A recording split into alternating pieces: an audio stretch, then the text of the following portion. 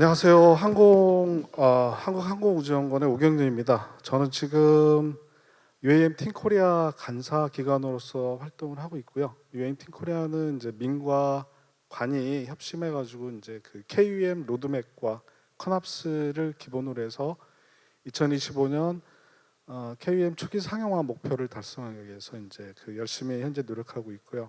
내일 11월 3일 고흥에서 이제 KUM에 관련한 이제 비행 시연 행사가 이제 크게 열립니다. 저는 이제 발표 끝나면 행사 준비해서 이제 부지런히 좀 내려가야 될 부분입니다. 네, 오늘은 그 KUM 로드맵을 기반으로 한 그 실증 사업의 진행 상황에 대해서 소개하도록 하겠습니다. 네, KUM 로드맵에서는 20년 6월에 개발을 했습니다. 그래서 총 4단계를 이제 그 제시를 했습니다. KUM의 발전 단계는 첫 번째 이제 그 준비 단계, 그다음에 두 번째는 이제 초기 단계, 세 번째는 성장 단계, 네 번째는 이제 성숙 단계. 그래서 세 번째와 네 번째는 전체적인 글로벌 트렌드하고 이제 단계가 거의 이제 유사한 부분이고요. 그다음에 이제 첫 번째 준비 단계는 실증 사업을 위해서 이제 준비하는 단계입니다. 그래서 22년부터 해서 24년까지 내년까지 이제 잡혀 있고요. 그 다음에 이제 초기 상용화가 이제 25년부터, 사실 정확히 말씀드리면 25년 연말에 초기 상용화를 29년까지 진행하도록 그렇게 되어 있습니다. 그래서 이 로드맵 안에 실증 사업을 하게끔 정의가 되어 있어서 실증 사업이 사실 금년 8월부터 진행이 됐습니다. 그 자세한 사항은 뒤에 말씀을 드리도록 하겠습니다. 그리고 21년에는 이제 그 KUM의 운영 개념서를 발표를 했습니다. 다만 이제 이 운영 개념서의 적용 범위는 25년부터 29년까지로 이제 그 한정이 되어 있습니다. 네, 그 그랜드 챌린지의 이제 목적과 뭐 그 주요 내용 부분입니다. 일단 그 두 단계로 나눠서 이제 진행이 됩니다. 1단계는 전남 고흥에서 항공센터에서 비도심권 환경에서 테스트를 하고요. 주로 여기서는 이제 기체 안정성, 그 다음에 이제 국내에서 UAM용으로 제공하는 CNS 인바이러먼트 환경에 대한 이제 그 테스트 부분들을 진행을 해서 기체가 안전하게 날아갈 수 있는지, 운항할 수 있는지 모니터링하는 작업을 하고요. 그리고 GC 1단계를 통과한 기체들은 GC 2단계는 주로 이제 부도심과 도심권으로 나눠질 수 있는데, 통상은 이제 하나의 시범 항로로, 실증 항로로 이제 구성이 되겠습니다. 그래서 이제 요거는 내년 8월부터 25년 말까지 이제 그 테스트가 진행됩니다. 이때는 주로 이제 그 도심에서의 통합 운용성 부분, 도심은 그 개활지나 아니면은 비도심 환경에서 보다도 좀 더 장애물들이 많아서 여러 가지 항로 구성하는 이제 많은 어려움이 있습니다. 그래서 이제 요거를 실증 사업은 국토부가 발주를 했고요. 그다음에 한국항공우주연구원이 그 위임을 받아서 GC 오퍼레이터로서 이제 그 운영을 하게 되겠습니다. 네, 페이스 1 부분은 말씀드린 바와 같이 그 전남 고흥에서 시작을 합니다. 뭐 저희는 이제 내부에서는 뭐 고흥 항공센터라고 부르기도 하지만은 이제 정확한 이름은 국가 종합 비행 성능 시험장이 이제 그 공식 명칭입니다. 그래서 이곳에서는 이제 그 비행 특성을 파악합니다.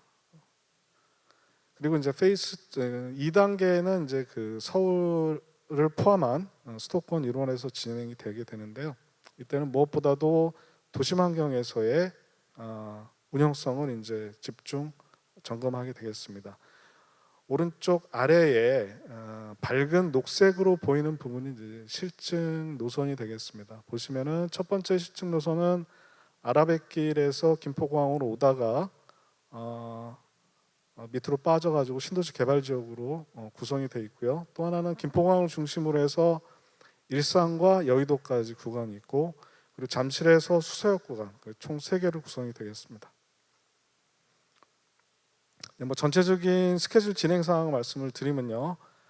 일단 그랜드 챌린지에 대한 소개를 22년 2월 17일 날 소개를 했습니다. 그래서 뭐 이때는 뭐 유튜브 생중계도 하고 해가지고 전부 다 이제 그 소개를 마쳤고요. 그리고 이제 22년 5월 22년 5월 31일까지 GC 참가 의향서를 받았습니다. 그리고 이제 그 22년 12월에 참가 의향서 제출한 컨소시엄을 중심으로 해서 참여가 가능한 기업들을 이제 그 선별을 했습니다. 그래서 60개의 그 회사들이 참여를 했고요. 그 중에 54개가 국내 기업, 그리고 6개의 종합 컨소시엄이 참여 의향서를 냈습니다. 현재인데 6개의 컨소시엄이 지금 7개로 늘어났는데요. 이유는 한 컨소시엄이 사업권 문제 때문에 이제 둘로 나눠져서 이제 참여 신청을 이제 한 상태입니다. 그리고 이제 그 지금 저희가 계속적으로 지금 하고 있는 게 그 참여 기체, UAM의 참여 기체 제작사를 직접 방문해서 준비 상황을 이제 그 점검하고 있습니다. 그래서 23년 6월까지 총 3개의 그 기체 제작사를 방문해서 준비 사항을 이제 검토를 했고요. 그다음에 드라이런 테스트라고 그래서 이제 GC1을 본격적으로 준비하기 위해서 헬리콥터를 이용해서 그 준비된 인프라들을 테스트하는 거를 이제 23년 초까지 이제 수행을 했습니다. 다만 이제 그 원래 예정대로 한다면은 이제 벌써 끝나야 되는데 지금 항우연에서 개발하고 있는 오파브 1인승 UAM 기체 데몬스트레이터를 이용해서 디테일한 디벨롭먼트 테스트라는 부분을 이제 했어야 되는데 그게 이제 뭐 사정에 의해서 11월부터 이제 재개가 됩니다. 그러면 이때 최종적인 시나리오, 퍼포먼스 이런 것들이 이제 테스트가 될 겁니다. 그리고 그 23년 8월부터 국내에서 개발한 기체 중에 UAM이라고 이제 주장하시는 4개 기체를 대상으로 해서 그 R&D 결과에 대한 테스트를 진행을 했고요. 내년 1월 달부터는 EV톨이라고 이제 칭할 수 있는 기체들, 항공기 개념으로 설계되고 제작된 기체들을 중심으로 해서 GC 1단계가 현재 계획상으로는 24년 12월까지 진행 예정입니다.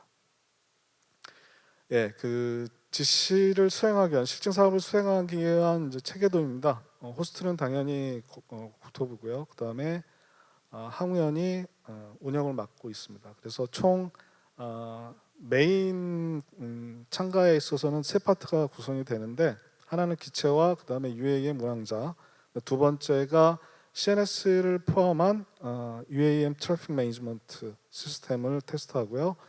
그 다음에 세 번째 분야가 아까 스카이포트에서 말씀하신 버티포트 오퍼레이터 분야를 테스트하게 됩니다. 그리고 마지막 분야는 이제 테크놀로지 테스트라는 부분으로 R&D 결과물을 할 수 있게 저희가 금년 8월부터 진행했던 부분인데 왼쪽 아래에 보시는 4개의 기체가 그 대상이었습니다. 그리고 뭐 간략하게 좀 소개를 드리면은 내년부터 참여할 EV톨 기체는 항우연이 개발한 오파브, 이 오파브를 현대 컨소시엄이 이제 이용을 할 예정이고요. 그 다음에 이제 오토플라이트 기체가 참여를 합니다. 그리고 이제 조비 기체가 참여를 하고요. 그다음 버티칼 기체가 참여를 합니다. 그리고 베타 기체가 참여를 하는데 밑에 가운데 이제 롯데그룹 같은 경우에 자운트가 그 투자금 유치에 실패해서 참여를 포기했습니다. 그래서 롯데는 현재 이제 미국의 회사하고 협의 중입니다. 그래서 잘 되길 바라고 또 스카이포트 또 뭐 잘 도와주다니까 잘 될 걸로 기대를 하겠습니다. 네, 다음은 전체 스케줄입니다. 전체 스케줄에서 지금 첫 번째 엑셀표는 이제 그 고흥에서 진행 중인 1단계입니다. 그래서 현재 8월부터 11월 중까지 해서 진행이 되고 있는데 이 중에 프라나는 지금 뭐 자금 사정 등 해가지고 아마 내년 상반기 중간 정도로 옮기기를 원하고 있습니다. 그래서 내년 1월 1일부터 시작을 해서 24년 12월까지 EV톨 기체로 해가지고 타이탄 스케줄이 예정돼 있고요. 다음은 이제 페이스 2 부분입니다. 페이스 2 부분은 보시면은 24년 8월부터 이제 저희가 예정을 하고 있어요. 다만 여기에 나는 기체들은 GC1을 통과한 기체입니다. 그래서 쭉 아까 설명드린 실증 노선에서 세 개 있다고 말씀을 드렸죠. 하나는 아래뱃길 중심, 하나는 한강 중심, 하나는 잠실 수서 구간 부분들이 있습니다. 그래서 이제 그 부분들에 대해서 테스트를 진행을 해서 25년 하반기에 공역위원회를 통해서 공역위원회에서 승인이 나면 계획상으로는 25년 11월에 초기 상용화를 선언하게 되겠습니다. 네, 뭐 GC1에 참여하는 컨소시엄을 소개를 드리겠습니다. 뭐 지금 대한항공하고 인천국제공항공사가 참여한 컨소가 있고요. 그다음에 현대 KT, 그다음에 현대건설이 참여한 컨소가 하나 있고요. 그다음에 이제 롯데를 중심으로 한 컨소가 하나 있고요. 그다음에 SK텔레콤, 하나시스템, 그다음에 한국공항공사 컨소가 있고, 그다음에 제주에어하고 대우건설이 연합한 컨소가 있습니다. 그리고 이제 또 하나가 드론 산업진흥협회를 중심으로 한 컨소가 하나 있고요.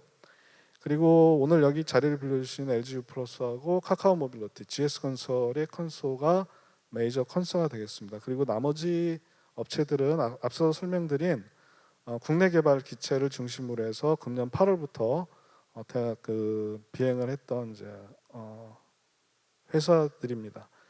그래서 이 참여하는 기업들 또는 컨소 간에 23년 2월에 모두 모여가지고 이제 협약식을 진행한 바 있습니다. 네, 다음은 이제 그 KUM의 그랜드 챌린지가 과연 우리들만의 실증이냐 이제 이런 우려도 이제 많이 있습니다. 뭐 요새 뭐 UAM이 굉장히 주목을 많이 받다 보니까 긍정적인 뭐 내용으로 이제 기사도 나오기도 하고 부정적인 내용으로 기사로 보기도 하고 있는데, 또 저희가 이제 5G 상공망의 주파수를 얻다 보니까 또 주파수 당국에서는 많이 우려하시는 바가 있어요. 뭐 갈라파고스 가는 거 아니냐. 근데 그 말씀을 드리자면 FA는 그 국토부와 금년 그 CES 기간에 AAM 분야의 협력을 위한 MOU를 체결을 했습니다.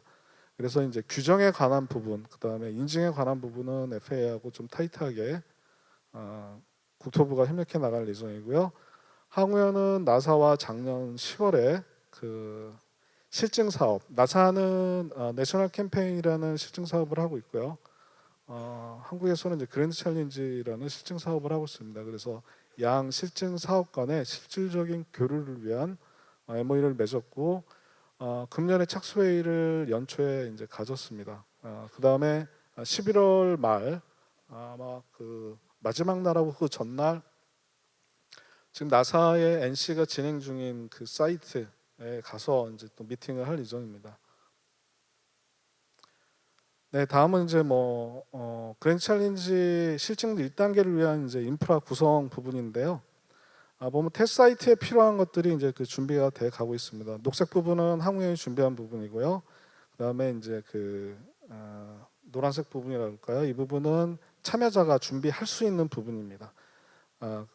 그래서 이제 그 오퍼레이션 시스템 관련해서도 항우연은 이제 그 임무 통제, 그러니까 GC 전반 운영에 대해서 모니터링하고 필요시 통제할 수 있는 시스템을 갖춰놨고요. 그 다음에 통신, 항법, 그 다음에 감시할 수 있는 부분을 갖춰놨습니다. 감시는 3중화 감시 시스템까지 이제 마련을 했고요. 그 다음에 정밀한 위치를 얻을 수 있게 RTK의 보정 정보 서비스까지 준비를 해놓았습니다. 네, 다음은 전체 그 CNS에 대한 이제 다이어그램 부분입니다.